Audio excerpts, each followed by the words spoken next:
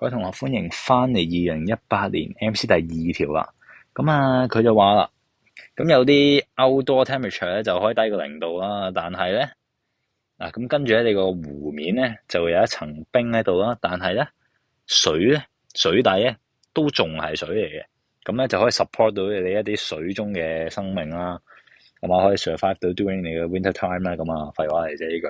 佢就問你邊一句可以 explain 到個面係冰，個底係水呢一個 phenomenon 呢個現象啦。佢就話第一句 The layer of ice provide good heat insulation， 咁呢個啱㗎。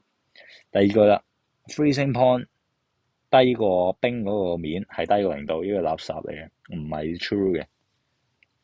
跟住 There is thermal energy transfer from the soil to the water in the lake， 咁呢一句咧唔知佢想講啲咩。咁如果係咁樣嘅話，咁唔應該有冰面添啦，唔應該係咁樣嘅。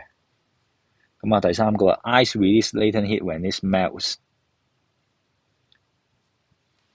咁 release latent heat when 佢 melt 咗呢一句咧係本身 factually 都錯咗噶。Suppose 應該 absorb 嘅，應該 absorb heat 嘅，咁所以咧答案就係 A 啦。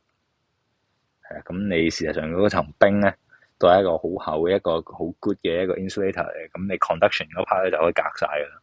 咁所以啲凍啊啲 heat 咧，你啲水咧啲 heat 咧就唔會走出去，所以就